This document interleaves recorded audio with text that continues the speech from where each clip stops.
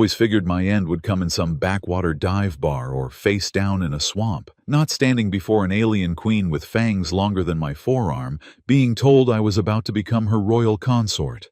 But I'm getting ahead of myself. That particular disaster was still weeks away when this whole mess started. My name's Dane Carter, X-Alliance Special Forces. Current occupation, salvage hunter, which is a fancy way of saying I pick through the scraps of war for anything worth selling. It's not glamorous, but it keeps fuel in my ship and whiskey in my flask. The planet Korux Prime had been a major battlefield in the human-Zarketh War. Now it was just another abandoned wasteland, perfect for folks like me who preferred to stay off the grid. The Alliance had warrants out for my arrest. Desertion, they called it. I called it refusing to follow orders that would have killed innocent civilians.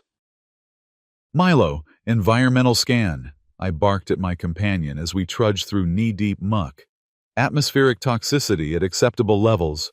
Predator detection negative. Caffeine reserves at critical levels," the robot replied in its tinny voice.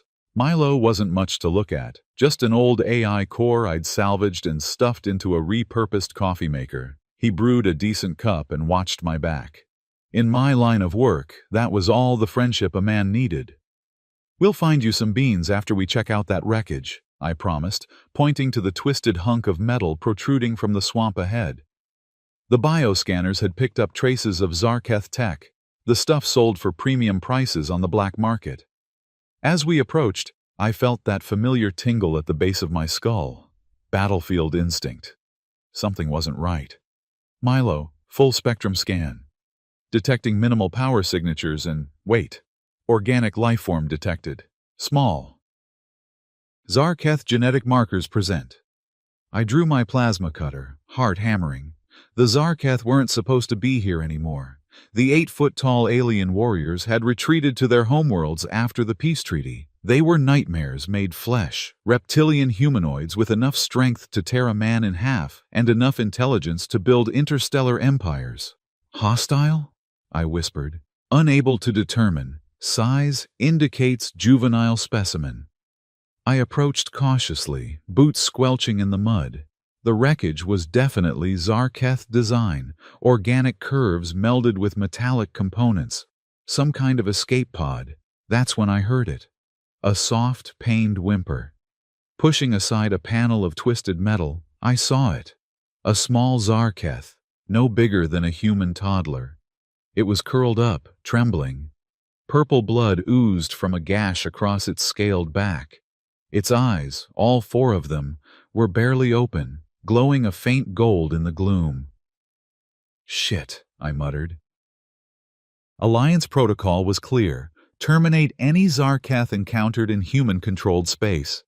They were considered too dangerous to capture, even the young ones. The creature looked up at me, making a chirping sound that somehow pierced right through my carefully constructed emotional armor. "Don't even think about it, Dane," I told myself. "It's not a puppy. It's a monster that will grow up to eat people." But as I raised my weapon, the little creature extended a tiny clawed hand toward me. When its skin touched mine, something impossible happened. Its scales began to glow with intricate patterns, pulsing blue light that spread across its entire body. "Milo," I said, voice hoarse with shock. "What the hell is that?" "Bioluminescent response, consistent with—" "Oh my. Dane, this is not good." "Spit it out, coffee pot." "That's a royal Zarketh bioform. The luminescence is a genetic marker exclusive to their monarchy. This is not just any Zarketh juvenile. It's royalty." I looked down at the creature, which had somehow wrapped its little claws around my index finger.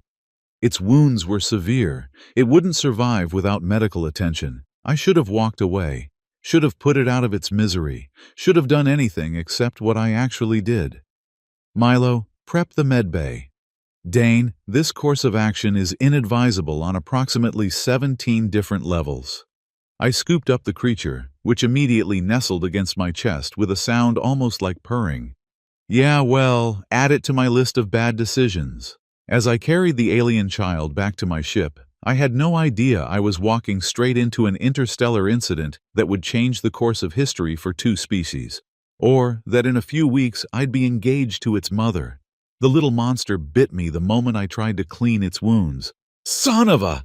I yanked my hand back, watching blood well up from the neat row of puncture marks. That's gratitude for you. The creature hissed, 4 eyes narrowed, backed into a corner of my ship's small medical bay. It was looking better after the regenerative gel I'd applied to its wounds, but clearly wasn't feeling any friendlier. Chomp, I decided, dabbing antiseptic on my hand. That's what I'm calling you. Seems fitting. Milo, perched on a nearby counter, made a sound suspiciously like a snort. Naming it implies you intend to keep it. It's temporary, I insisted, just until it heals. Then we dump it somewhere the Zarketh can find it. A sound plan, except for the part where we're harboring royal Zarketh offspring, which carries a minimum sentence of execution in Alliance space and ritual disembowelment in Zarketh territory. I ignored him, focusing on Chomp. The little alien was examining its surroundings with obvious intelligence. It couldn't be more than the equivalent of 3 or 4 human years old, but there was something ancient in those golden eyes. Hey, I said softly, taking a nutrition bar from my pocket. You hungry? I broke off a piece and held it out. Chomp stared suspiciously, then in a lightning-fast movement, snatched it from my fingers without making contact. Progress, I muttered.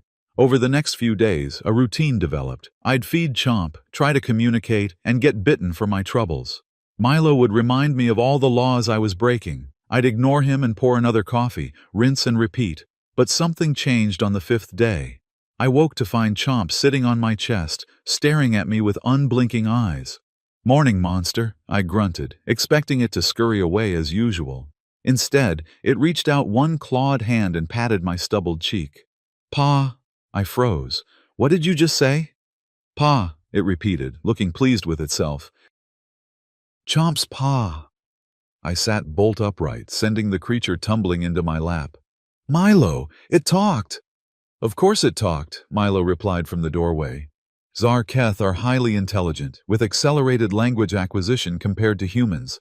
It's been listening to us for days. Chomp climbed back up my chest, this time perching on my shoulder. Its tail wrapped around my neck, not threateningly, but almost affectionately. Pa make food? It asked hopefully. I couldn't help laughing. Yeah, sure.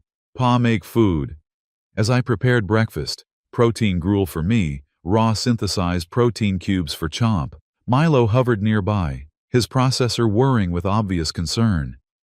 Dane, I've been analyzing our little guest's genetic markers, he said finally. I'm afraid the situation is more complicated than we thought. How so?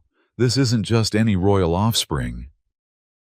Based on the specific luminescent patterns and genetic sequences I've detected, this appears to be a genetically modified Zarketh, a very specific type created only for the highest echelons of their monarchy.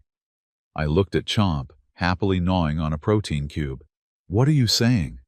I believe we are in possession of a Zarketh princess, one specifically engineered for succession to the throne. I dropped my spoon. You've got to be kidding me. I wish I were. And there's more. The modifications I'm detecting suggest this child was created within the last 5 years, which is very strange, considering the Zarketh royal line was reportedly terminated during the final battles of the war. Before I could process this bombshell, alarm klaxons blared throughout the ship. Proximity alert, Milo reported. Multiple armed humanoids approaching. I grabbed Chomp, who squeaked in surprise, and rushed to the viewport. Outside, I could see at least 8 figures in matte black armor moving through the swamp toward my ship. Alliance Special Forces, I muttered. How the hell did they find us? Unknown. But their weaponry appears to be set for maximum lethality. I set Chomp down. Hide, I told her firmly. Bad people coming. Understand? She nodded, eyes wide, and scampered into a ventilation duct I'd never have fit through. I grabbed my old service pistol from under the console. It had been years since I'd had to fight other humans, but some skills you never forget. Milo, lock down all entrances except the main airlock. When they breach, Vent atmospheric steam to reduce visibility. Understood. And may I suggest not dying? I'm quite attached to our continued existence. I grinned despite the situation. I'll do my best. The first explosion rocked the ship as they breached the outer airlock. I positioned myself behind a bulkhead, weapon ready. As the inner doors slid open, clouds of steam obscured the entrance, just as planned. The first soldier stepped through, weapons sweeping the area. I recognized the stance, the movements. Alliance Black Ops, the elite unit I'd once belonged to. "Clear the steam," a voice commanded. "Target is armed and dangerous." "Dane Carter," another voice called out. "By authority of the Alliance Military Tribunal, you are ordered to surrender yourself and turn over the Zarketh specimen." So they knew about Chomp. This wasn't about my desertion, it was about her. "I don't have anything that belongs to you," I called back, "and I'm not in a surrendering mood. The alien is Alliance property. It was recovered from a classified research facility. Surrender it now, and your sentence may be reduced." Research facility? What the hell were they talking about? "Last chance, Carter. We have orders to terminate the specimen if we can't secure it." That's when I made my decision. These weren't soldiers following legitimate orders. They were here to capture or kill a child. I fired twice, taking out the steam vents above the airlock. The sudden high-pressure blast knocked the first two soldiers back, giving me the opening I needed. I charged forward, firing precisely. What followed was the kind of close-quarters combat I'd hoped never to engage in again. I was outnumbered but had home field advantage and years of experience fighting dirty. Two soldiers went down with non-lethal shots to their extremities. A third I knocked unconscious with the butt of my weapon. But they were good. The best the Alliance had. A shot grazed my shoulder, and a combat knife found its way between my ribs before I could dodge. I was losing ground, bleeding, when I heard a high-pitched screech from above. Chomp had emerged from hiding and was crawling along the ceiling, her scales glowing brilliant blue in distress. "No!" I shouted. "Stay back!" The lead soldier looked up, raising his weapon toward Chomp. "Target acquired." I've never moved so fast in my life. Ignoring the knife still embedded in my side, I launched myself at him, tackling him to the ground. His shot went wide, hitting the ceiling instead. "You don't touch her," I growled, smashing his helmet visor with repeated blows until he stopped moving. The remaining soldiers faltered, clearly not expecting such ferocity. I used their hesitation to my advantage.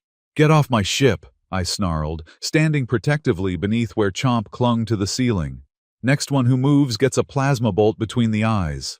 The soldier who appeared to be second in command slowly raised his hands. "Carter, you're making a mistake. You don't know what that thing is." "I know she's under my protection. That thing was engineered in an Alliance Black lab. It's dangerous, designed to bond with a single host and eliminate all others it perceives as threats. It's already imprinted on you. Soon it will start changing, becoming more dangerous."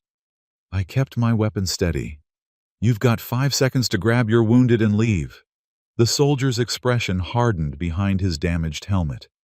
"You're a deserter, Carter, a traitor to your species, and now you're harboring an enemy asset.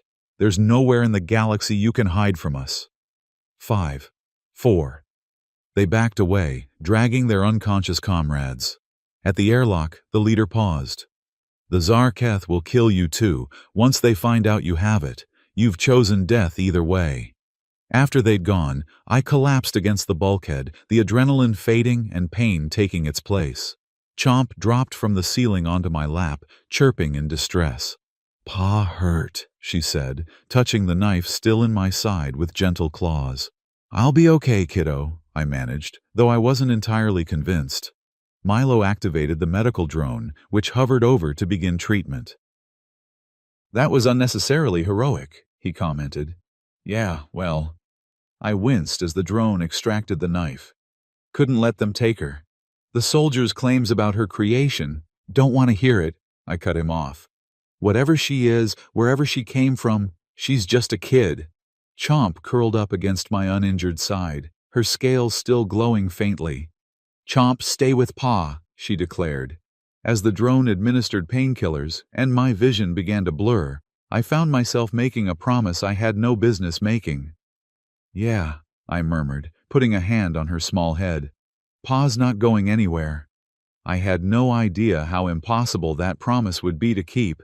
We needed to leave, and fast. The Alliance would be back with reinforcements. Set course for the outer rim, I told Milo as I limped to the cockpit, still recovering from my wounds. Somewhere off the charts, smuggler's territory. Our fuel reserves are insufficient for such a journey, Milo pointed out. We require resupply. Then find me a black market outpost within range, somewhere the Alliance doesn't have eyes. As Milo calculated routes, I checked on Chomp. She'd been unusually quiet since the attack, her usual energetic exploration replaced by watchfulness. She followed me everywhere, always staying within arm's reach. "You okay, monster?" I asked, kneeling despite the pain in my side. She nodded, then surprised me by reaching out to touch my bandaged ribs. "Bad humans hurt Pa." "Yeah, but I'm tough. See, already getting better." Her 4 eyes blinked in sequence, a Zarketh expression I was learning meant deep thought. Why bad humans want Chomp? How do you explain political complexities to a child, especially one from another species? I settled for the simplest truth. Because you're special, and sometimes people want special things they can't have. This seemed to satisfy her. She nodded solemnly. Chomp special. Stay with Pa.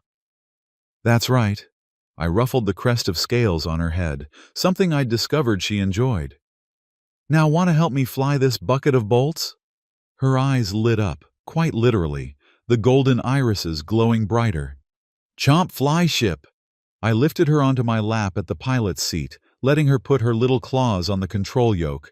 She was growing fast, already heavier than when I'd found her, her vocabulary expanding exponentially. Route calculated, Milo announced. Nearest suitable location is Blacktooth Station. Estimated arrival, 6 hours. I grimaced. Blacktooth had a reputation for being ruthless even by criminal standards, but beggars couldn't be choosers. Engage thrusters, co-pilot, I told Chomp, who gleefully pushed the ignition button. The ship lurched upward, breaking atmosphere with a bone-rattling shudder. As Corax Prime dwindled behind us, I allowed myself a moment of optimism. Maybe we'd outrun the Alliance. Find somewhere safe to figure out what to do with Chomp long-term.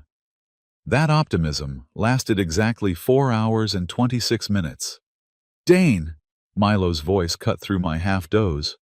We have a situation. I jolted awake. Chomp was curled up asleep in a makeshift nest of blankets nearby.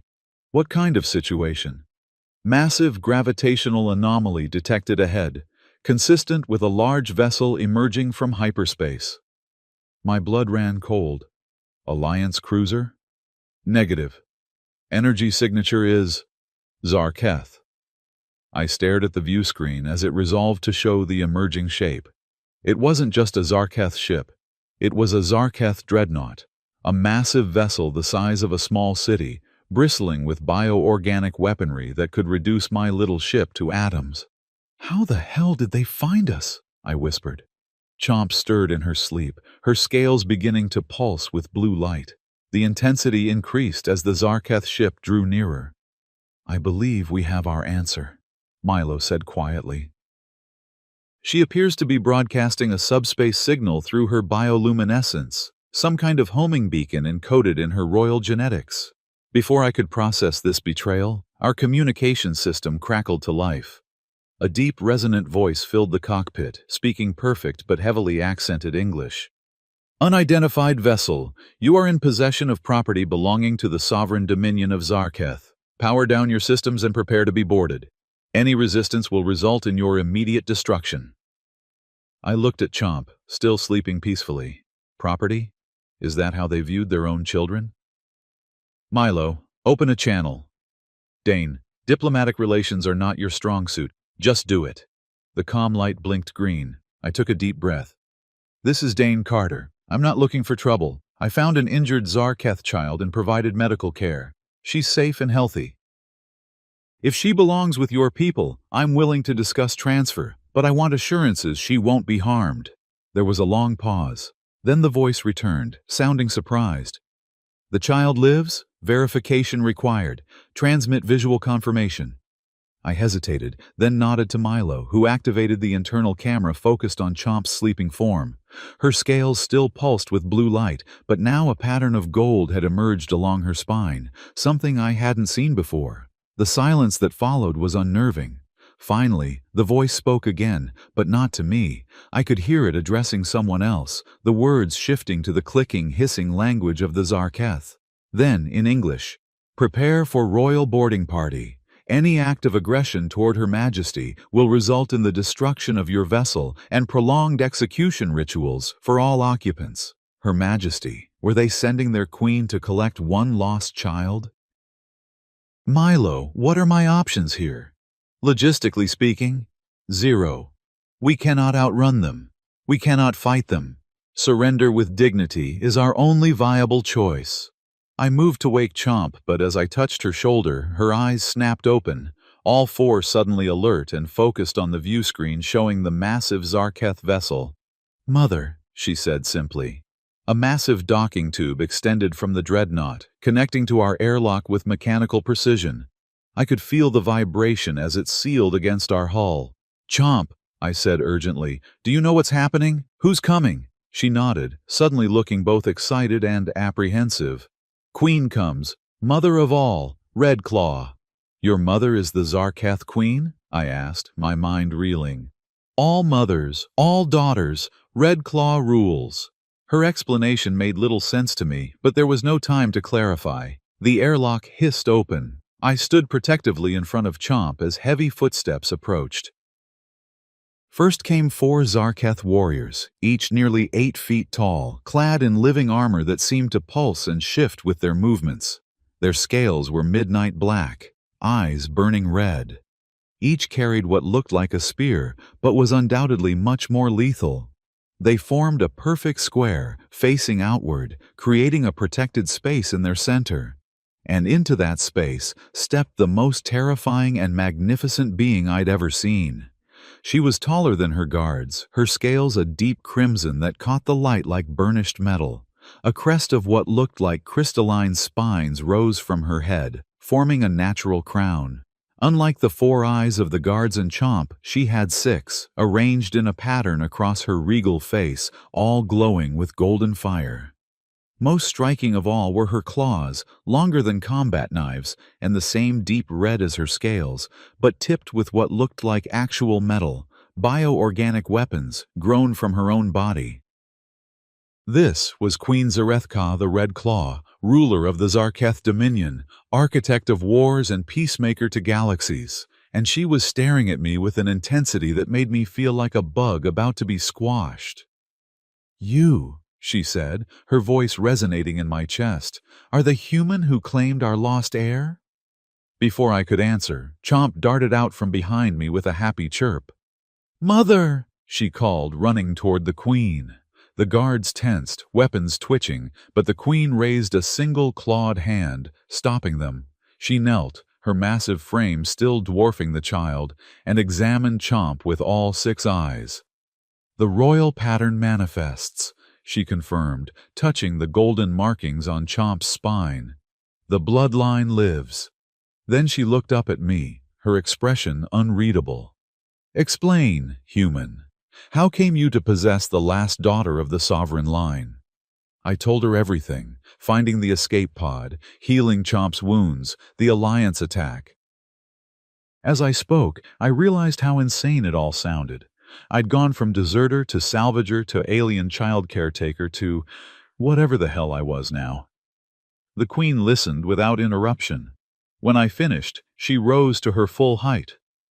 "Your actions defy understanding," she said finally. "Our intelligence indicated this child was destroyed in an Alliance attack on our royal nursery vessel. That you found her, healed her, and protected her from your own kind." She paused, her head tilting slightly. "You named her Chomp?" I winced. She bit me a lot at first. It seemed fitting at the time. Something that might have been amusement flickered across her alien features.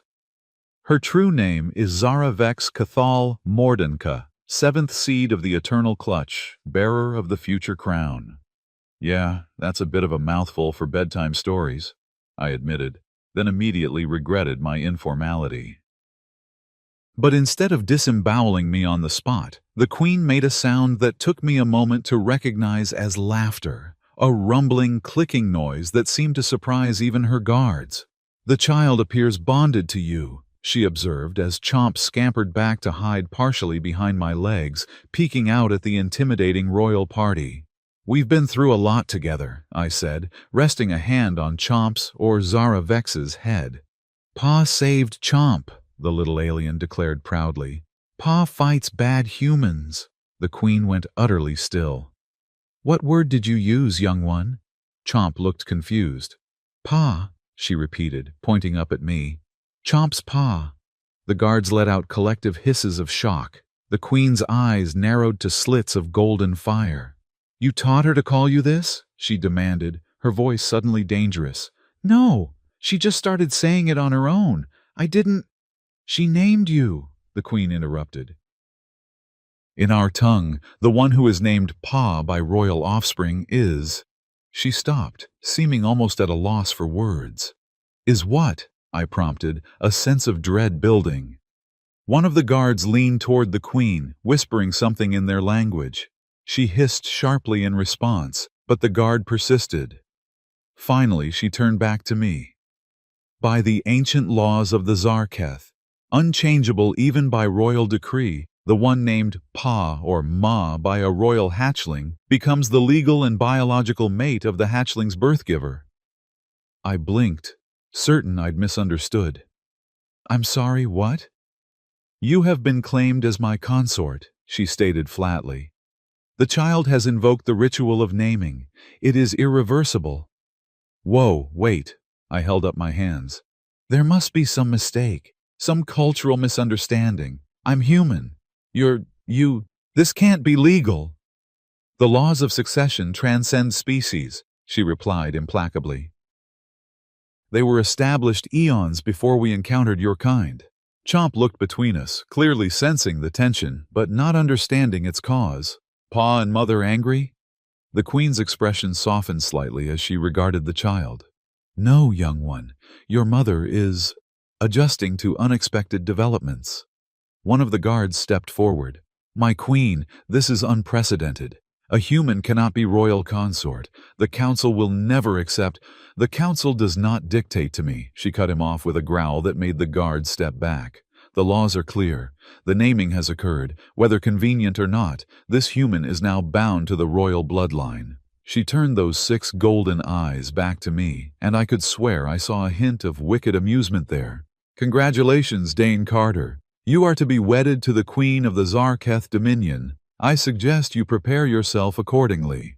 As if on cue, Milo chimed in from the console where he'd been silently observing. "Well," my coffee-maker companion said, "I believe the traditional human response to such news is, 'I need a drink.'" For once, the sarcastic AI had it exactly right. The next few days were a blur of royal protocols, cultural briefings, and increasingly surreal developments. I was transferred to the Zarketh Dreadnought, a vessel called the Sovereign Talon, and given luxurious quarters that still somehow felt like a prison. Chomp, who I couldn't stop thinking of by that name despite knowing her proper royal title, divided her time between me and the queen. She seemed delighted by the arrangement, blissfully unaware of the political chaos she'd created. "You look terrible," Milo observed on the 3rd morning. They'd allowed me to bring him, more as a translator than a companion. I glared at the coffee maker. I'm being forced to marry the alien queen of a species that was trying to exterminate humans less than a decade ago. "How am I supposed to look?" "Less hungover would be a start. The Zarketh Royal Advisory Council is scheduled to meet with you in 30 minutes. I groaned, downing the bitter stimulant the Zarketh used in place of coffee. It tasted like burnt rubber, but had twice the caffeine. What do they want now? More tissue samples? Another cultural compatibility assessment? The Zarketh scientists had been poking and prodding me like a lab specimen. I believe they wished to discuss the consummation requirements of the Royal Union. I choked on my drink. The what?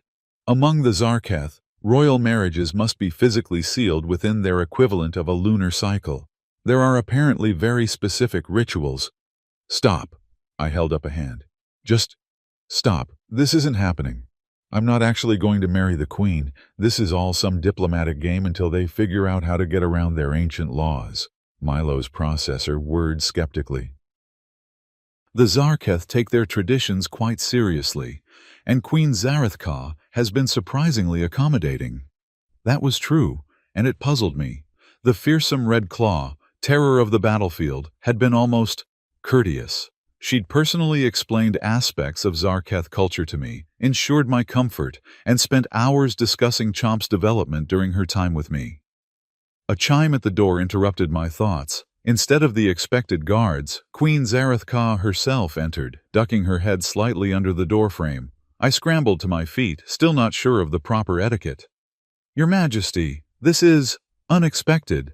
She dismissed my formality with a wave of her clawed hand. "We must speak privately, Dane Carter." Milo took the hint, activating his mobility treads. "I believe I'll inventory the royal kitchen's coffee reserves." When we were alone, the Queen surprised me by sitting down, bringing her intimidating height closer to my level. Up close, I could see the intricate patterns in her scales, the subtle shifts of color that seemed to reflect her mood. "The council is displeased," she began without preamble, "about a human becoming royal consort." "I'm shocked," I replied dryly. The corner of her mouth twitched in what I was learning to recognize as amusement. "Indeed. They have presented 17 different legal arguments against our union, all invalid but indicative of their desperation. And you? Are you desperate to avoid this too?" Her 6 eyes studied me intently. "I am pragmatic. The survival of my line and the stability of my empire are my priorities." "That doesn't answer my question." "No," she acknowledged. "It does not." She leaned forward slightly. "What do you know of recent Zarketh history, Dane Carter?" The shift in topic caught me off guard. "Not much beyond the war. Your people attacked human colonies. We fought back. Eventually, there was a peace treaty, a simplified narrative. The truth is more complex. The war began because a faction within my government orchestrated attacks without my authorization. By the time I regained control, both sides were committed to destruction." I frowned. "You're saying you didn't want the war?" "War is inefficient. I prefer conquest through assimilation and alliance." Her claws tapped thoughtfully against the armrest. "When peace was finally negotiated, certain concessions were made. One was that my direct bloodline would end with me, no more royal offspring. But Chomp was created in secret, a final act of defiance against extinction. I sent her away in a biological escape vessel when I learned of a coup attempt. I believed her lost." Her voice carried genuine emotion for the first time. "You gave her back to me." I was beginning to see the bigger picture. "And now you need to protect her. The factions that sought to end my line still exist. They will view her as an abomination, a violation of the treaty. They will seek to destroy her, and me." "Unless you have a powerful new ally," I realized.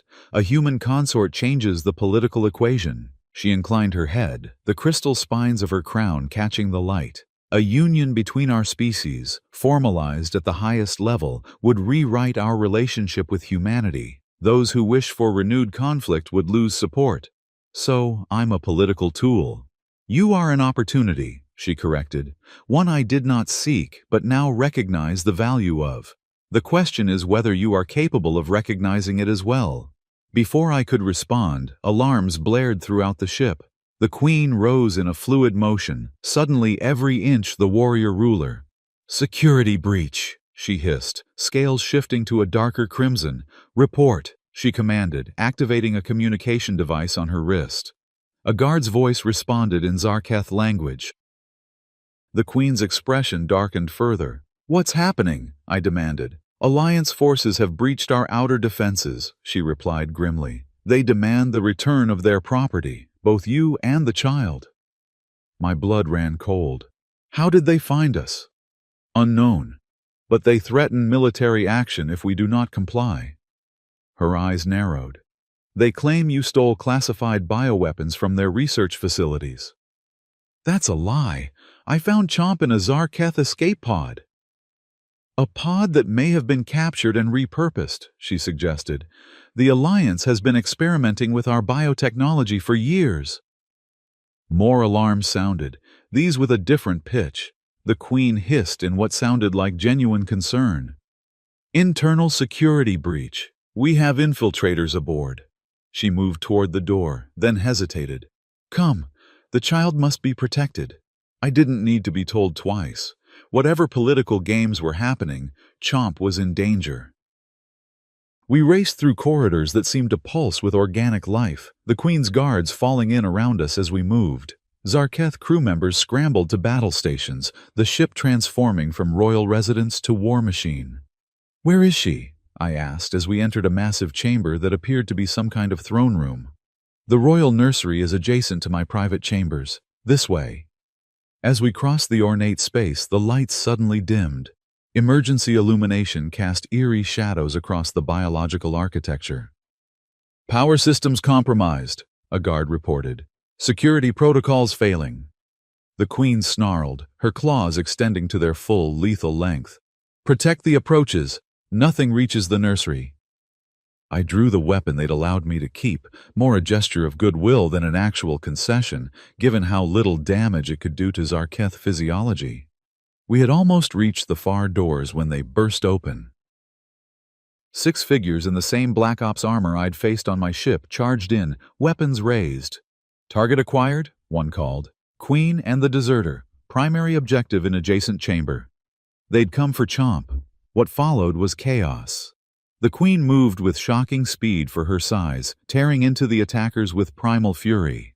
Her guards engaged others, the room filled with plasma fire and the screech of metal against the organic material of Zarketh weaponry. I fired at one operative who'd broken from the group, heading toward the nursery doors. My shot caught him in the leg, sending him sprawling. Before he could recover, I was on him, smashing his helmet with the butt of my weapon. "You don't touch her," I growled, the same words I'd spoken on my ship. I meant them even more now. "Carter!" The Queen's voice cut through the battle noise. "The nursery!" I looked up to see that 2 operatives had bypassed the fighting and were placing some kind of device on the nursery doors. An explosive charge. I sprinted across the room, firing as I ran. One shot caught an operative in the shoulder, spinning him away from the door. But the other had already activated the charge. The explosion knocked me off my feet. When my vision cleared, there was a smoking hole where the doors had been. I scrambled up, charging through the breach. The nursery beyond was a surreal contrast to the battle, a peaceful, dimly lit space filled with soft, organic shapes. And in the center, Chomp stood frozen in fear, her scales pulsing rapidly between blue and gold. The operative was approaching her, some kind of containment device in his hands. "Stop!" I shouted, raising my weapon. He turned, and through his damaged helmet visor, I could see cold determination. "Step aside, Carter. This isn't about you." "The hell it isn't. That's my kid you're threatening." He paused, then let out a harsh laugh. "Your kid? You really don't know what it is, do you?" "What you are." "I know exactly what she is," I said, keeping my weapon trained on him. "She's under my protection." "Protection?" He shook his head. "You're as much a lab experiment as it is. Why do you think you bonded so easily? Why the Queen hasn't killed you yet? You were made for each other. Literally." Before I could process his words, Chomp let out a terrified shriek. The operative had lunged for her, containment device open. I fired without hesitation. The shot took him directly in the chest, breaching his armor. He staggered, then fell. Chomp ran to me, leaping into my arms with enough force to make me stumble. "Pa!" she sobbed, burying her face against my chest. "It's okay," I murmured, holding her tight. "I've got you." The Queen appeared in the doorway, her scales slick with what I assumed was human blood. She took in the scene with a sweeping gaze of all 6 eyes. "You killed for her," she observed, looking at the fallen operative.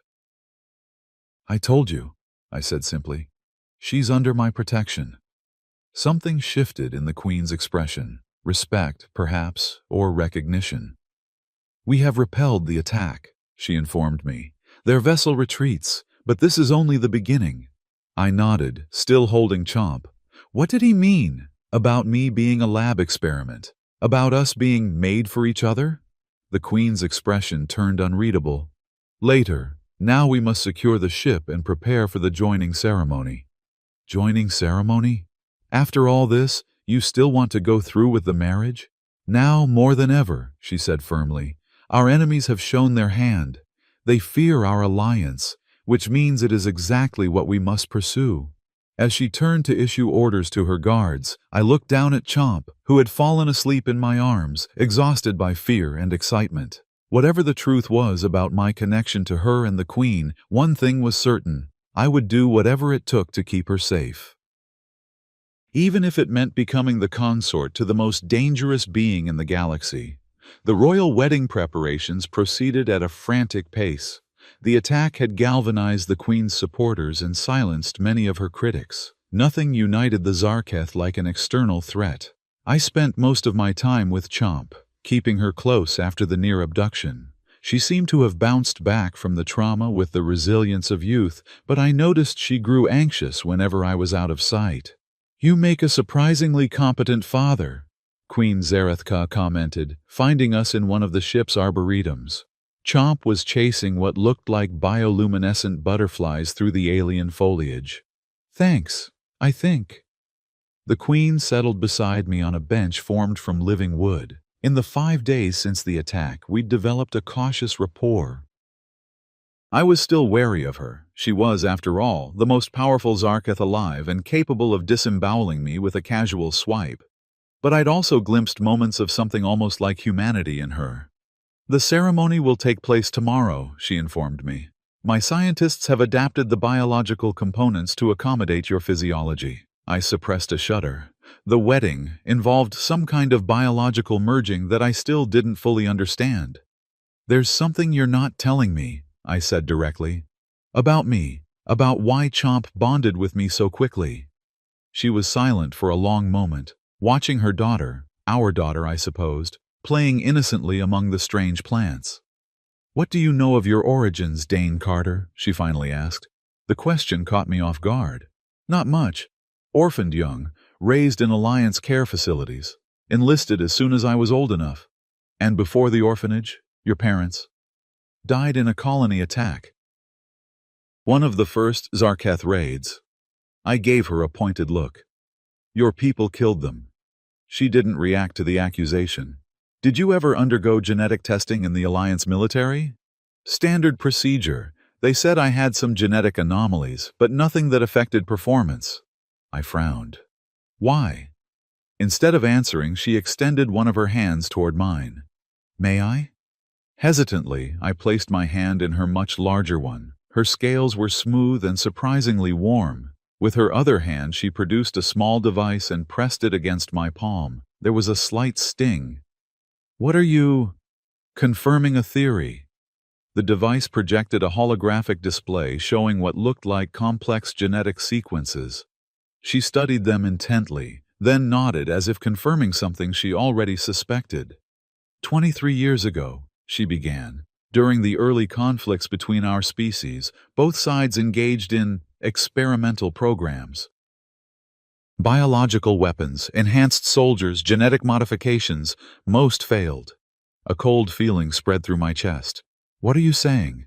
The Alliance captured some of our genetic material, specifically royal bloodline samples. They attempted to create hybrid soldiers who could interface with our biotechnology.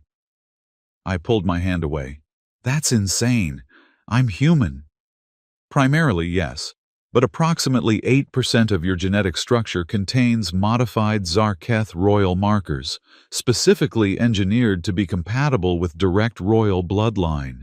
The operative's words echoed in my mind. You're as much a lab experiment as it is.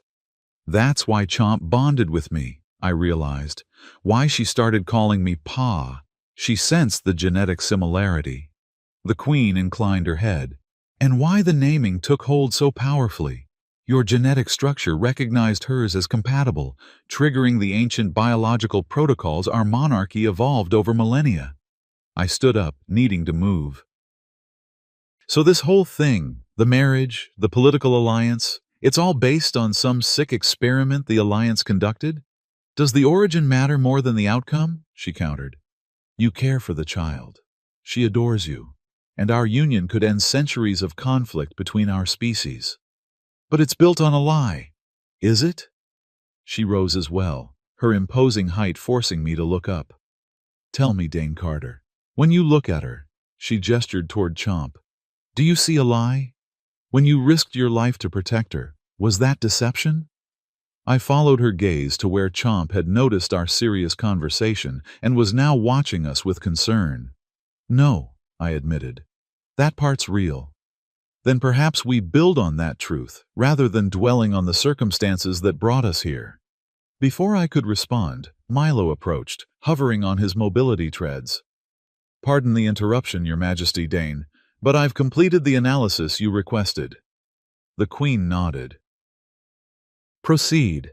I've cross-referenced Dane's genetic markers with the data from the Royal Archives you provided. The match is conclusive. Furthermore, I've identified the specific Alliance Black project responsible, Operation Chimera. You knew about this? I asked Milo, feeling betrayed. I suspected.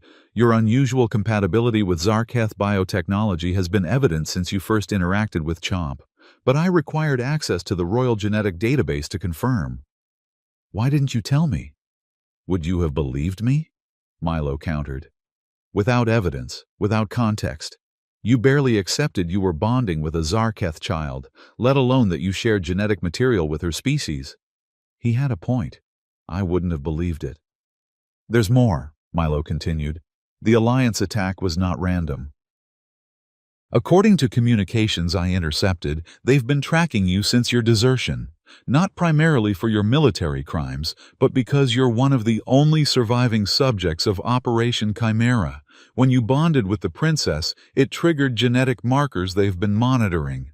I sat back down heavily, trying to process all this. So I'm what?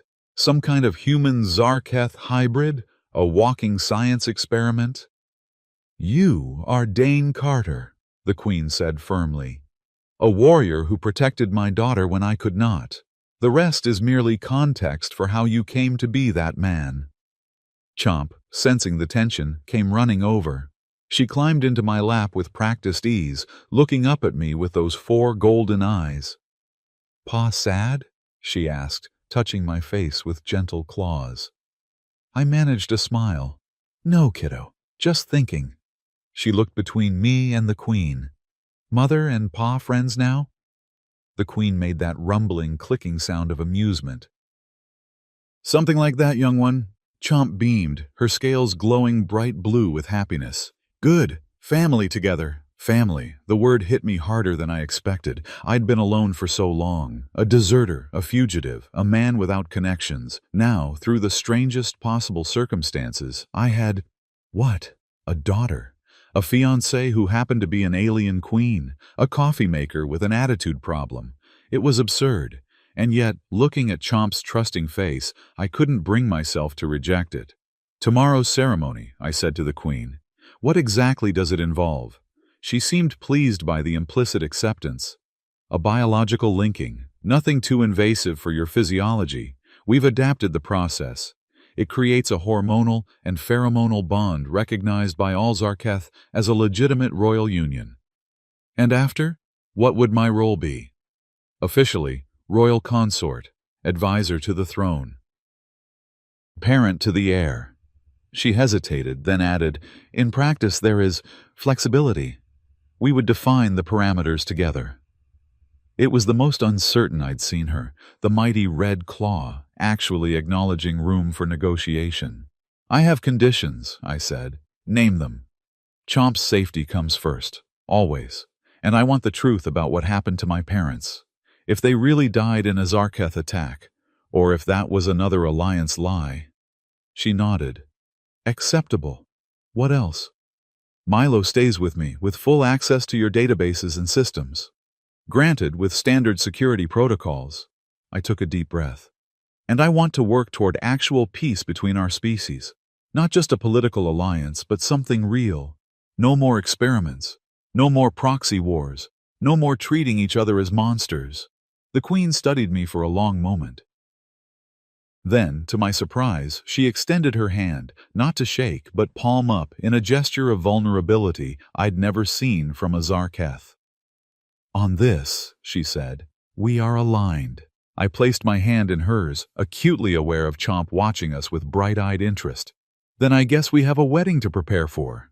The ceremonial chamber was unlike anything I'd ever seen, a vast space where organic and technological elements merged seamlessly. The walls pulsed with bioluminescence in patterns that seemed to respond to the movement of the gathered Zarketh dignitaries.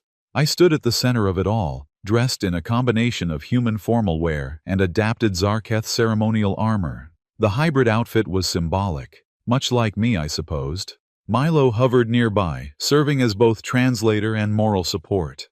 "You look moderately less terrified than expected," he observed. "Thanks for the vote of confidence. The biological linking apparatus has been successfully modified for your physiology," he assured me. "Only a 12% chance of catastrophic rejection." "You're really not helping." A resonant tone silenced the assembled crowd. The massive doors at the far end of the chamber opened to reveal Queen Zareth Ka in full ceremonial regalia. Her scales had been enhanced with some kind of metallic overlay, creating an effect like living armor. The crystal spines of her crown now extended in an elaborate display, and her 6 eyes glowed with intense golden fire. She was terrifying and magnificent, and I was about to marry her. As she processed toward me, flanked by her elite guards, I noticed Chomp walking just behind her. The little Zarketh was adorned with miniature versions of her mother's regalia, her scales polished to a gleaming blue. When they reached the central platform where I waited, Chomp broke protocol by rushing forward to hug my legs. "Pa pretty," she declared, examining my outfit with approval. A ripple of clicking sounds, Zarketh laughter, spread through the crowd. The Queen's expression remained dignified, but I could swear I saw amusement in her eyes. "The child speaks truth," she said formally. "You honor us with your presence, Dane Carter." "Likewise, Your Majesty."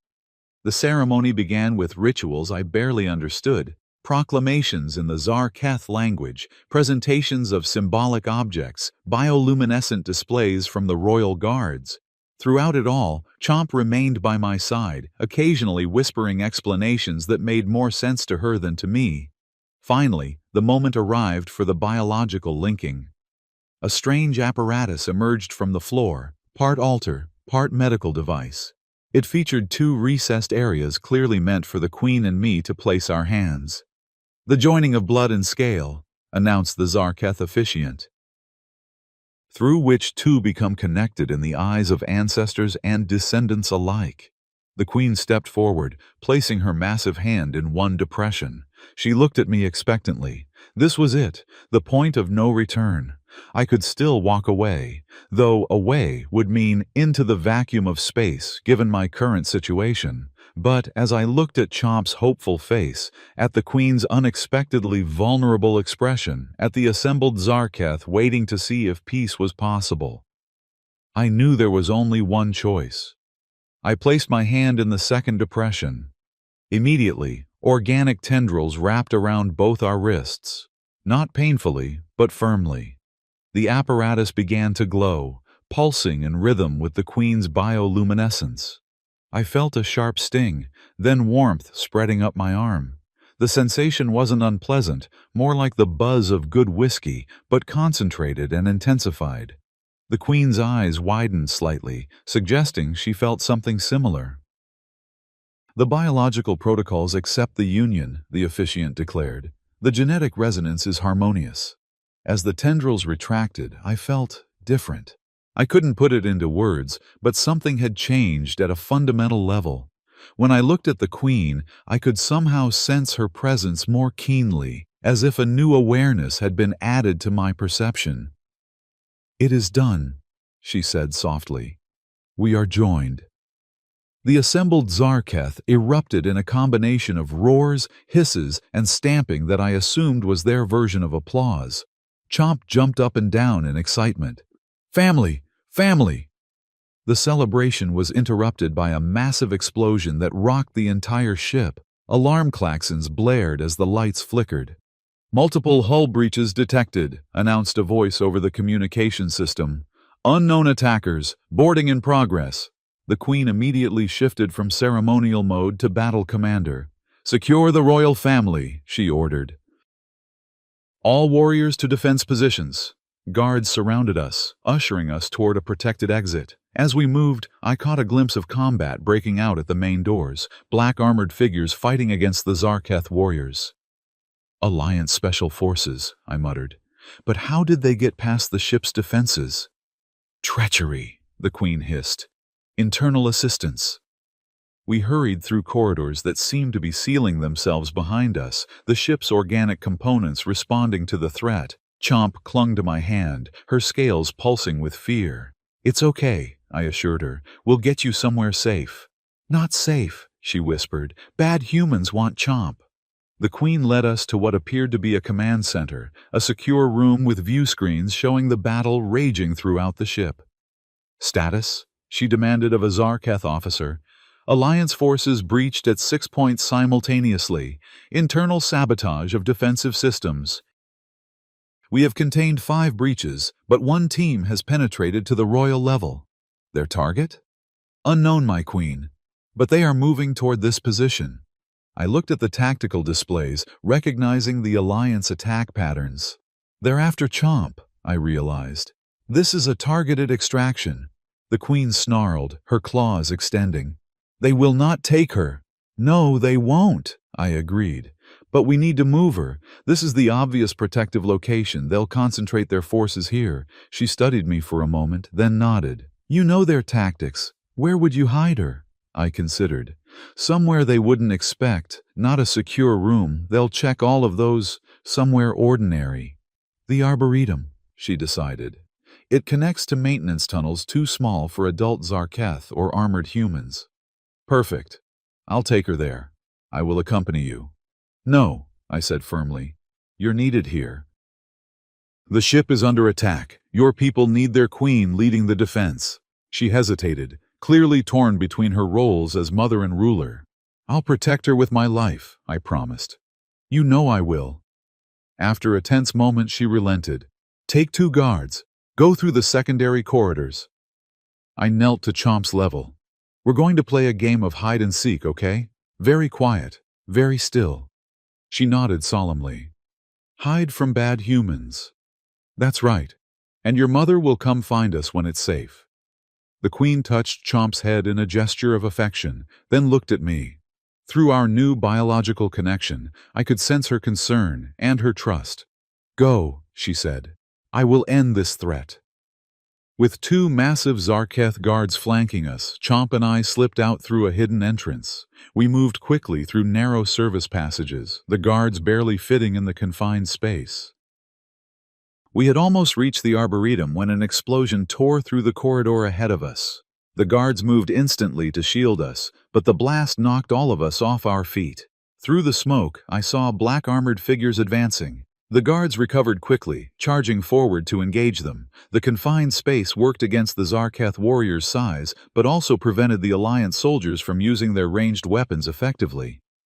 I scooped up Chomp and retreated, looking for an alternate route. The ship's layout was still confusing to me, but I remembered a maintenance access nearby.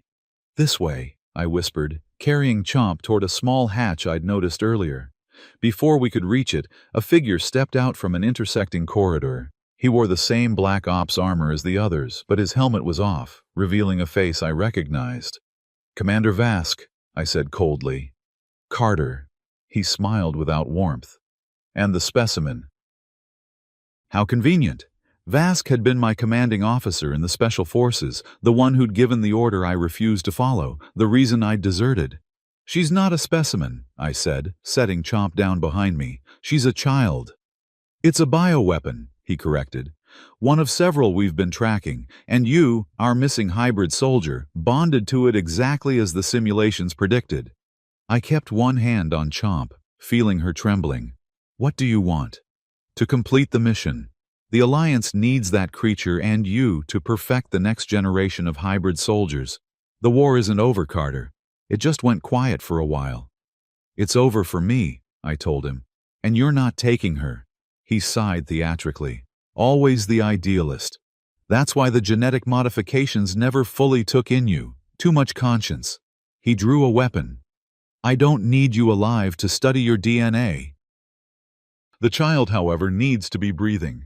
I lunged forward before he could aim, tackling him against the wall. The weapon discharged, the shot going wide. We grappled in the narrow corridor, his enhanced armor giving him an advantage. Run, Chomp! I shouted as Vask slammed me against the bulkhead. Find your mother! Instead of fleeing, Chomp let out a high-pitched shriek. To my astonishment, her scales began to glow, not with the usual blue, but with a fierce golden light, the same color as the Queen's eyes. Vask paused, distracted by the display. That moment of hesitation was all I needed. I broke his grip and delivered a precise strike to his throat, followed by a knee to his abdomen where the armor segments joined. He staggered back, gasping. I pressed the advantage, driving him down with repeated blows. You don't understand what you're protecting, he wheezed. That thing and you, you're not natural. Your weapon's designed to blur the line between species. To infiltrate and destroy from within. Maybe that's how we started, I acknowledged, delivering another blow. But it's not what we are now. I had him pinned when I heard Chomp cry out in alarm. Turning, I saw another soldier had appeared, this one with some kind of capture device trained on her. In that split second of distraction, Vask struck. The knife slid between my ribs with practiced precision, a killing blow. Pain exploded through my chest. I fell to my knees, vision blurring. Through the haze, I saw the second soldier approaching Chomp, who was backed against the wall, her scales pulsing in terror. No, I gasped, trying to stand despite the knife still embedded in my side. Vask kicked me down. It's over, Carter. The specimen is Alliance property. As my consciousness faded, I heard a sound like thunder. The corridor walls themselves seemed to ripple and tear open. Through the breach stepped Queen Zarethka, her scales blazing crimson, all 6 eyes focused on the humans threatening her daughter. The temperature in the corridor suddenly rose as flames, actual fire, erupted from patterns along the Queen's arms and chest. The blood fire, Vask whispered, actual fear in his voice. It's real.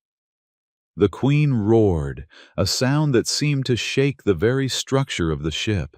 The flames surged forward, engulfing both Alliance soldiers in seconds. Their screams were mercifully brief. As darkness closed in around me, I felt gentle claws on my face. Chomp's tear-filled eyes hovered above me. Pa hurt, she sobbed. Pa fix. It'll be okay, I lied, knowing the wound was fatal. You're safe now. That's what matters. The Queen knelt beside me, her massive form somehow gentle as she examined the wound. The blade has severed major vessels, she said grimly. Take care of her, I managed. She needs you. Pa no go, Chomp insisted, her little hands pressing against my wound. Pa stay. To my shock, her scales began to glow again, not with fear or happiness, but with a deep, pulsing power I'd never seen before. The golden light spread from her hands to my wound, creating a sensation of warmth that pushed back the encroaching cold. The healing fire, the Queen breathed. She manifests it already. Whatever was happening, the pain was receding. I could breathe again, though each breath still felt like fire. What is she doing? I asked weakly. A rare gift among royal bloodlines, the Queen explained. The ability to heal through biological energy transfer. Few manifest it so young. Chomp's face was screwed up in concentration, her small body trembling with effort. After what seemed like an eternity, she collapsed against me, exhausted. Pa stay, she murmured, before falling unconscious. The Queen carefully lifted her daughter. She has stabilized you, but the healing is incomplete. You require medical attention. I nodded, somehow managing to stand despite the knife still in my side. The attack? Contained.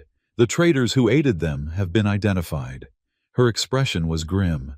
There will be consequences. I didn't doubt that. The Zarketh weren't known for mercy to betrayers. As we made our slow way to the medical bay, supported by the Queen on one side, I found myself reflecting on Vask's words. We were designed as weapons. Chomp, the Queen, even me, created or modified for war and destruction. Yet here we were, protecting each other, healing each other, forming bonds that transcended our origins. Maybe that was the real victory, not domination of one species over another, but the recognition that we could choose what we became, regardless of what we were made to be. The aftermath of what became known as the joining battle transformed the political landscape. The Alliance officially disavowed Commander Vask's actions, claiming he had gone rogue. Few believed it, but with evidence of illegal genetic experimentation made public, they had little choice but to accept the new reality. A human was now legally and biologically the consort to the Zarketh Queen. My recovery took weeks. The knife had done extensive damage, and despite Chomp's miraculous intervention, I needed multiple surgeries using both human and Zarketh medical techniques. Throughout it all, she rarely left my side, often sleeping curled against my uninjured side. "She fears losing you," the Queen observed during one of her daily visits. As do I, though for different reasons. I'd grown accustomed to her direct manner. Political reasons? Partially. She settled into the chair beside my bed, a chair specifically reinforced for her weight and size. "Your survival is crucial for the alliance we've begun, but there are personal considerations as well." That was new. The Queen rarely acknowledged anything resembling personal feelings. "The biological link between us has stabilized," she continued. "My scientists are fascinated by the adaptation your human physiology has made to accommodate Zarketh biochemical signals." "Is that why I can sense your mood sometimes?" I asked. It had been happening more frequently, moments of awareness that weren't quite telepathy but definitely beyond normal perception. Yes, a simplified version of how Zarketh mates connect. Normally far more extensive, but impressive nonetheless in a cross-species bond. I shifted carefully, mindful of my healing wounds. "So what happens now, after I recover?" "That," she said, "depends on what you want, Dane Carter." It was the first time she'd posed the question so directly. What did I want? For years, my only goal had been survival, staying ahead of Alliance warrants, finding enough salvage to keep flying. Now I was consort to an alien queen, adoptive father to her heir, and a living symbol of interspecies cooperation. "I want Chomp to be safe," I said finally. "I want this peace to last. Beyond that, I'm still figuring it out." The Queen nodded. "Reasonable priorities." She hesitated, then added, "There is one more matter we should discuss. Your companion has made a discovery." On cue, Milo hovered into the medical bay. The coffee maker had been upgraded with additional processing units and a more sophisticated mobility system, gifts from grateful Zarketh technicians fascinated by his adaptation.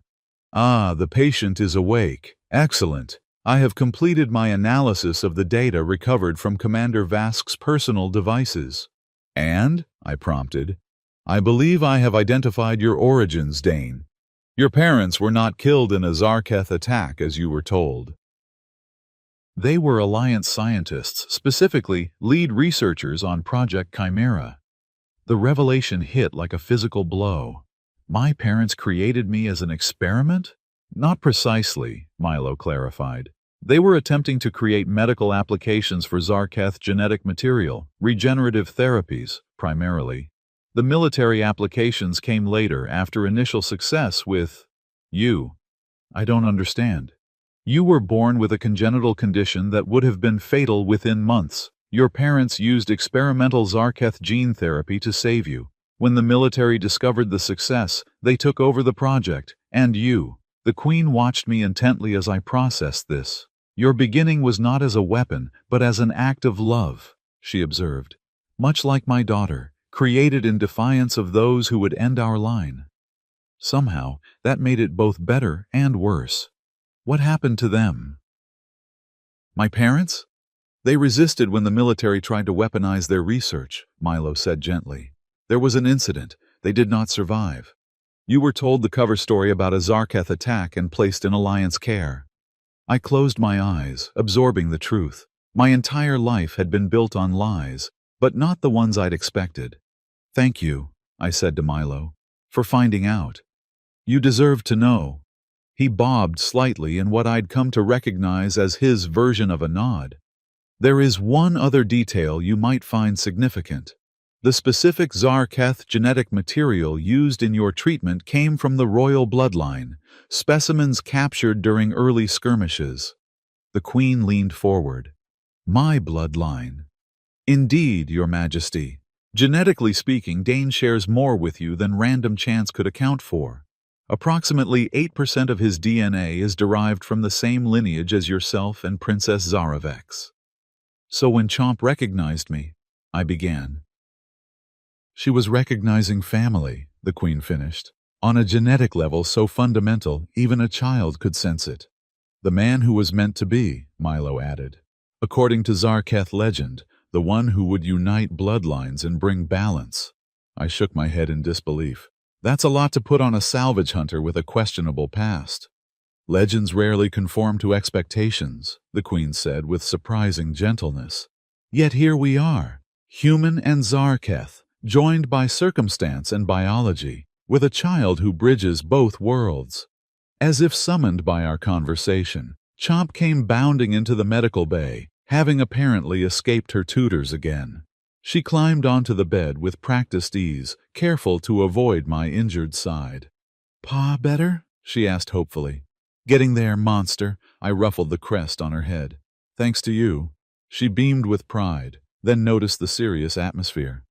Why sad? Bad humans gone. The Queen and I exchanged a look. We're not sad, I assured her, just talking about important things. Like what? How do you explain genetic engineering and interspecies politics to a child?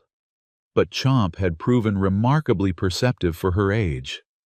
Like family, I said simply. And how sometimes you find it in unexpected places. She nodded sagely. Like Milo. Not person, not Zarketh, but family. The coffee maker emitted a sound suspiciously like a harumph. I prefer the term valued advisor, thank you very much. Chomp giggled, reaching out to pat Milo's casing affectionately. Funny coffee robot. The Queen watched this interaction with evident fascination. Despite ruling a vast empire, the simple family dynamic unfolding before her seemed to be something new and intriguing. The celebration of our union will resume once you are fully recovered, she informed me. The Council has requested a formal presentation of the royal family to allied worlds. Sounds intimidating, I admitted. It is merely ceremonial. Your presence alone will be sufficient. She paused, then added, though you might wish to avoid referring to the heir apparent as monster during official functions. I couldn't help smiling. I'll do my best, Your Majesty. Zareth, she said unexpectedly. What? In private, you may address me as Zareth. It is appropriate, given our bond.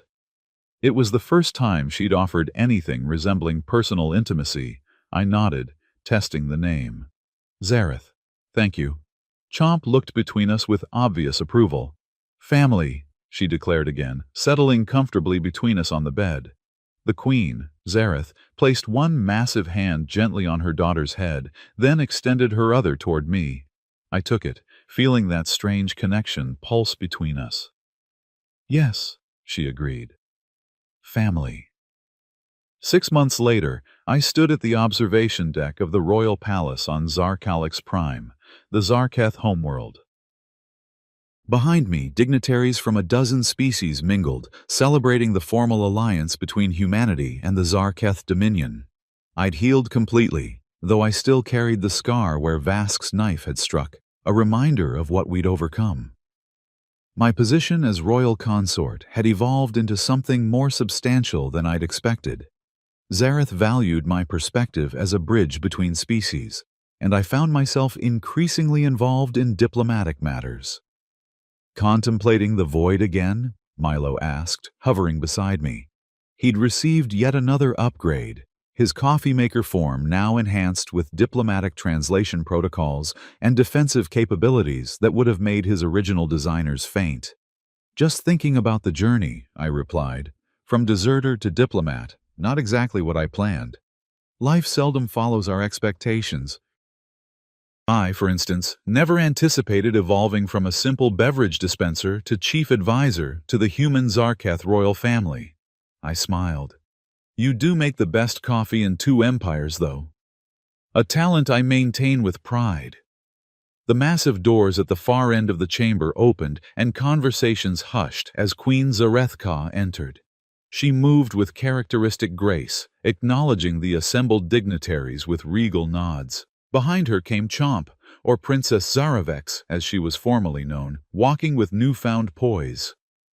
In the months since the joining battle, Chomp had grown remarkably.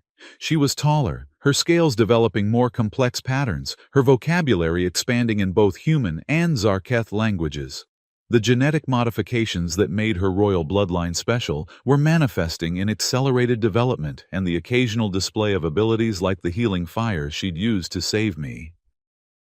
She spotted me across the room and immediately abandoned protocol, running toward me with the same enthusiasm she'd always shown. "Pa, look!" She held up a small object, a perfectly formed crystal that pulsed with inner light. "I made it!"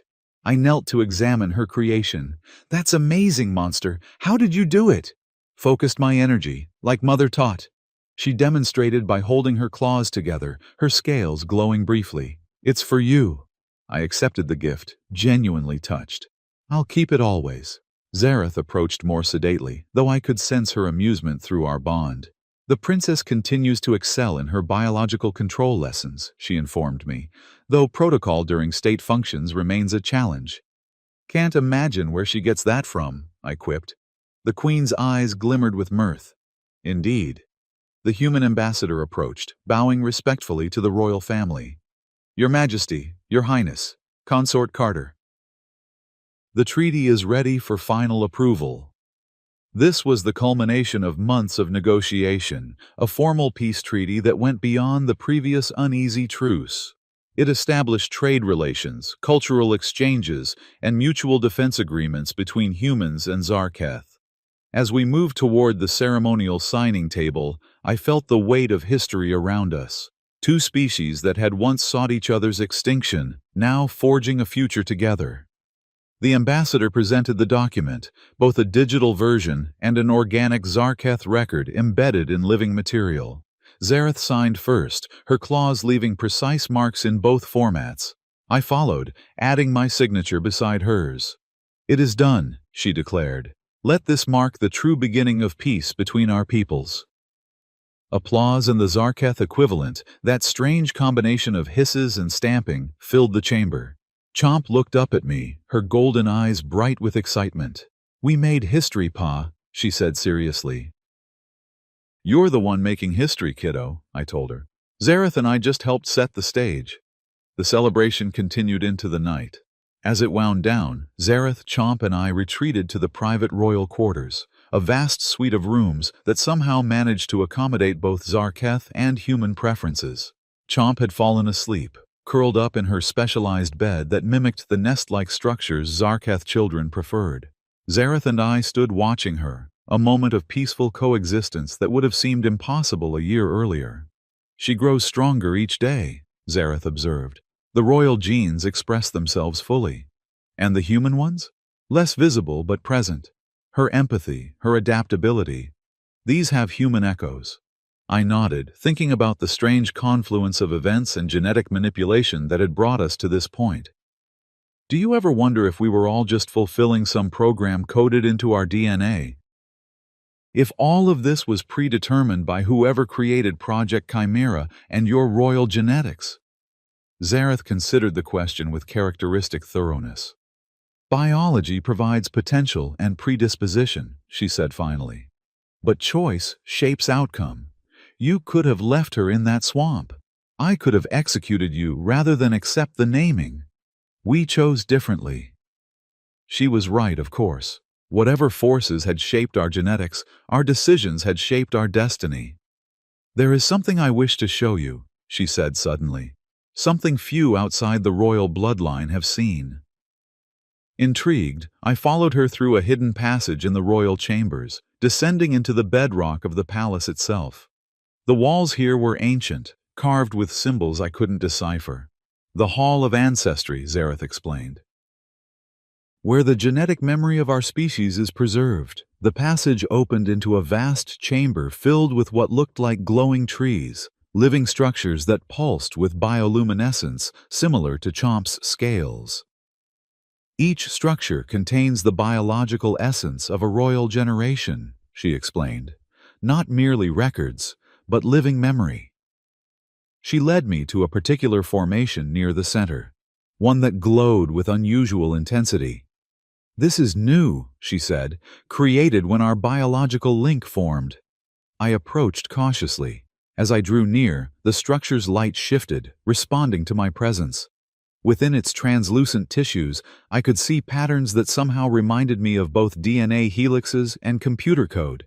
"What is it exactly?" "The biological record of our union, the first human-Zarketh royal pairing."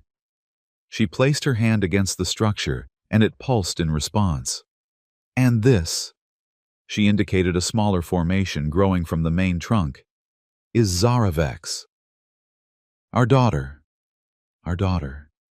The words still felt strange, but increasingly right. "In time her pattern will grow, branch, create new connections," Zareth continued, "and perhaps, someday, spawn new branches of her own." The implication was clear, the continuation of a lineage that now included human genetics. "So I'm part of the royal record now," I mused. "That's a lot to take in."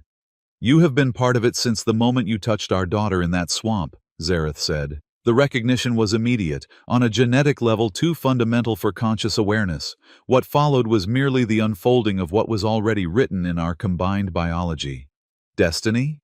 I prefer to think of it as potential, realized through choice. As we stood before the living record of our unusual family, I felt a sense of peace I hadn't known since before my desertion. Not because everything was perfect or because all conflicts were resolved, but because I'd found something worth fighting for beyond mere survival. "I need to ask you something," I said, turning to face her directly. In the bioluminescent glow, her alien features had become familiar, even beautiful in their own way. "All of this, the marriage, the alliance, the family unit, how much of it is political necessity for you, and how much is real?" It was a question I'd avoided asking, partly from fear of the answer, but after seeing the biological record of our bond, I needed to know. Zareth was silent for a long moment, her 6 eyes studying me with unreadable intensity. "Zarketh do not make distinctions between political and personal the way humans do," she said finally. "All actions serve multiple purposes. The alliance benefits my people. The biological bond ensures stability. These are facts." I nodded, trying not to show disappointment. "However," she continued, "there is more. When you protected my daughter at risk to your own life, when you chose to accept a bond with a species you had every reason to fear, when you worked to understand our ways rather than impose your own, these actions created something not accounted for in political calculations." "And what's that?" "Respect," she said. "Deep respect, which, among Zarketh, is the foundation of what humans might call affection." Coming from her, it was practically a declaration of love. I smiled, understanding the significance of what she was sharing. "I respect you too, Zareth, very deeply." She inclined her head, the crystal spines of her crown catching the light. "Then our union serves all purposes, both political and personal, as it should." As we made our way back to the royal chambers, I thought about the strange journey that had brought me here. From battlefields to salvage hunting to royal consort. From solitary deserter to father and diplomat. Chomp was still sleeping peacefully when we returned. I adjusted her blanket, a gesture that had become second nature, She mumbled something in her sleep, a mixture of human and Zarketh words that somehow made perfect sense to me. She dreams of flying, Zareth observed, a common aspiration among royal hatchlings. We'll have to take her on a proper space journey soon, I suggested. Show her the stars up close. An excellent proposal. The royal yacht has been modified to accommodate your physiology. I laughed softly. You've thought of everything. I am queen, she reminded me with a hint of humor. Thoroughness is expected. As night settled over the Zarketh capital, I found myself contemplating the future, not with anxiety as I once had, but with anticipation. There would be challenges, of course. Two species with violent histories wouldn't achieve perfect harmony overnight. The Alliance would continue to pursue its own agenda. Factions within the Zarketh Dominion would resist change. But for the first time, these problems didn't seem insurmountable. We had created something new. A family that transcended species, a bond that defied design, a future that wasn't predetermined by our origins. Milo found me later on the balcony, gazing up at the unfamiliar constellations of the Zarketh homeworld. Coffee? He offered, extending a perfectly brewed cup from his integrated dispenser. Thanks. I accepted gratefully. Some things never changed, regardless of how surreal life became. I've been analyzing the data from the Hall of Ancestry, he informed me. The biological integration of your genetic material with the royal lineage is unprecedented. It appears to be creating new patterns even the Zarketh scientists don't fully understand. Is that a problem? Quite the contrary. It seems to be stabilizing previously volatile aspects of the royal genetics. The Queen's scientists believe this may be why Princess Zaravex has developed the healing fire so young, and with such control. I sipped my coffee, considering the implications. So the Alliance accidentally created exactly what the Zarketh needed, a genetic bridge to stability. Indeed. One might almost suspect a higher design at work. I raised an eyebrow. Getting philosophical in your old age, Milo? Merely observing patterns. The statistical improbability of all these factors aligning suggests that sometimes the universe has a sense of humor. I was going to say, intelligent design, but your interpretation has merit. We shared a comfortable silence, watching as the larger of the planet's two moons rose above the horizon. You know, I said finally, when I found Chomp in that swamp, I almost walked away, almost followed protocol and eliminated a potential threat. Yet you didn't. No! Something stopped me, not just conscience or compassion, but something deeper. I touched the spot over my heart, where the knife wound had healed. Maybe it was the genetic connection, maybe it was just basic decency, but that one decision changed everything. For you, for the princess, for two species. I nodded, finishing my coffee. One choice, Milo, that's all it takes sometimes. A profound observation, perhaps suitable for inclusion in the royal memoirs, I laughed. Are you ghostwriting my life story now? Someone must document these historic events. My processing capacity is ideally suited to the task. Just don't make me sound too heroic. I was just a guy making it up as I went along. Noted. Though I believe Princess Zaravex would disagree with that assessment. As if summoned by her name, I felt a small presence at the doorway. Chomp stood there, rubbing her eyes sleepily. Pa? Can't sleep more. I set down my cup and opened my arms. She came to me immediately, climbing into my lap with practiced ease. Bad dreams? I asked. She shook her head. Good dreams. Too exciting for sleep. What were you dreaming about? Flying, she said, looking up at the stars. All of us, you and Mother and Milo, flying to new places, making more friends. That sounds like a wonderful dream, she nodded solemnly. Not just dream, future. She pointed to a particular star, glowing faintly blue in the night sky. We go there first. I exchanged a glance with Milo. That's very specific. Did your mother tell you about that star? No. Just no. She tapped her chest, where her scales formed complex patterns. In here. Genetic memory, precognition, or simply a child's imagination. With Chomp, it was impossible to say where one ended and the others began. "Well," I said, hugging her close, "wherever we go next, we'll go together."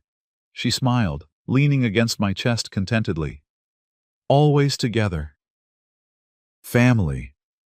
As we sat there under alien stars, a human, a Zarketh princess, and a sentient coffee maker, I reflected on how strangely perfect it all felt. Not despite our differences, but because of them.